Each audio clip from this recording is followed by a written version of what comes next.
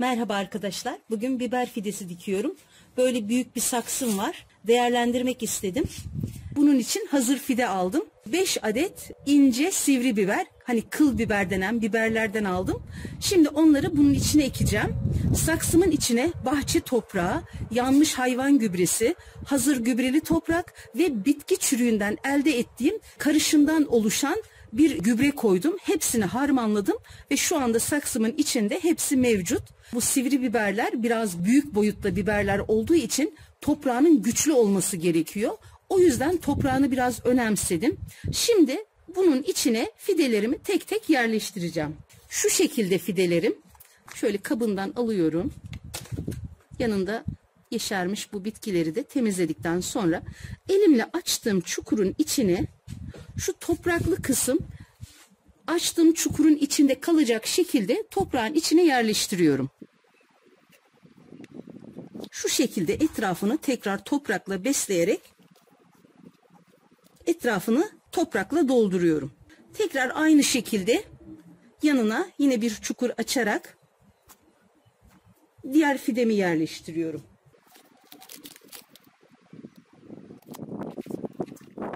Saksım büyük olduğu için içine 5'ini de yerleştirmeyi düşünüyorum.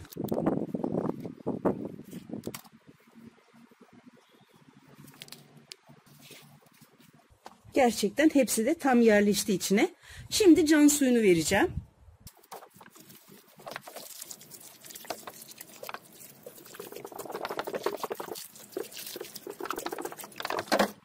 Sivri biberleri ektikten sonra 3 gün üst üste suladım. Toprağını çapa yapar gibi ara sıra havalandırıyorum. Toprağı iyice tutundular. Bugün de yumurta kabuğu gübresi vereceğim.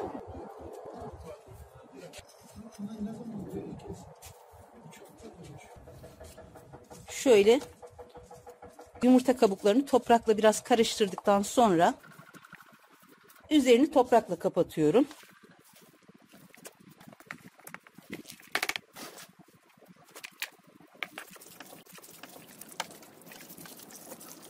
Suyunu da döktüm.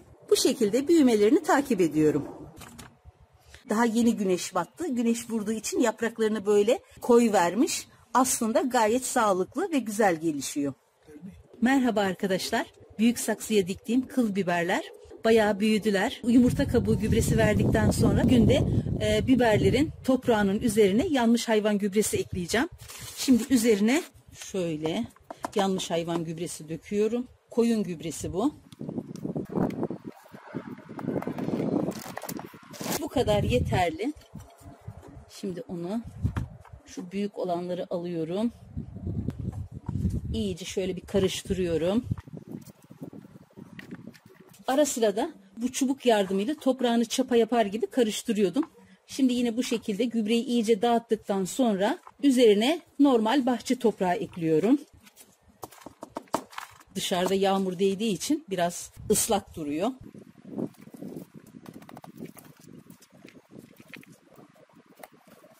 Üzerini de iyice böyle toprakla kapattım.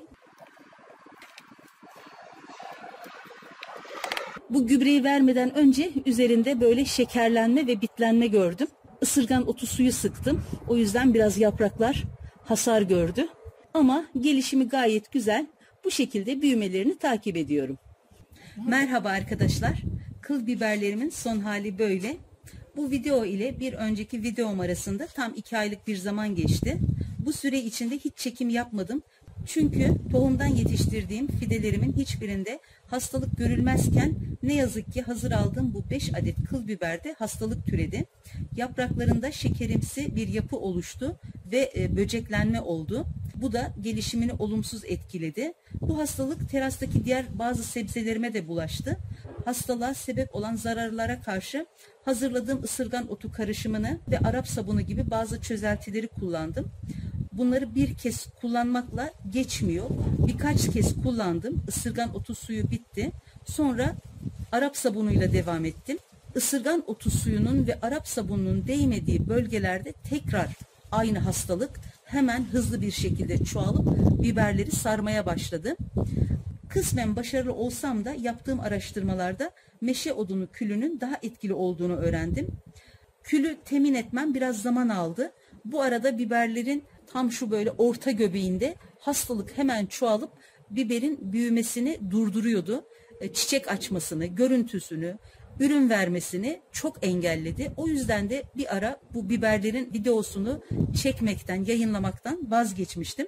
Fakat külü temin edip uyguladıktan sonra hastalıktan eser kalmadı. Tabii ki bu mücadele epey bir zaman aldı. Son durumlarını görüyorsunuz. Kendilerini toparladılar. Ürün verimi de gayet güzel oldu. Bu videoyu aynı zamanda hastalıklarla yaptığım mücadeleyi sizlerle paylaşmak için yayınladım. Şöyle göstermek istiyorum. Bakın bu hastalık döneminden kalan bir yaprak. Üstü böyle şerbet dökülmüş gibi şekerli olduğu için külü döktüğümde böyle kül bulaştı ve bir daha gitmedi. Alt tarafında da şöyle böcekler oluştu. Şu anda bu yumurtalar artık ölmüş vaziyette. Bakın kurumuşlar. Hiçbir ıslaklık yok. Bu şekilde. Bunlar yeni çıkan yapraklar. Eski yaprakların hepsi bu şekilde. Bakın altında da hala böceklerden kalan o kırıntılar var. Şimdi gayet sağlıklı ve çok güzel verim veriyor. Böyle güzelleştikten sonra artık sizlerle paylaşmak istedim.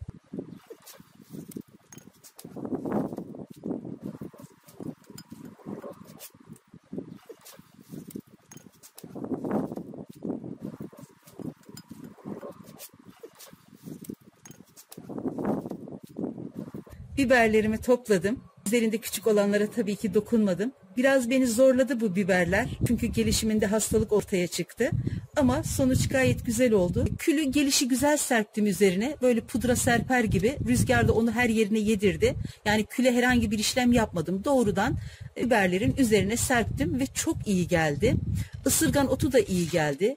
Arap sabunu da, ama onlar mutlaka yaprağın her yerine, yani hastalıklı bölgenin her yerine tek tek sıkmak gerekiyordu. Külde öyle bir işlem yapmadım. Doğrudan bitkinin üzerine serptim ve hemen kuruttu bütün hastalığı. Beni bu biberler biraz uğraştırsa da gerçekten sonuç güzel olunca bütün o yorgunluklar gidiyor. Çok güzel bir uğraş, çok güzel bir hobi. Sizler de bu şekilde yapın derim. Herkes yapsın, herkes denesin isterim. Yapmak ve denemek isteyen herkese şimdiden kolay gelsin.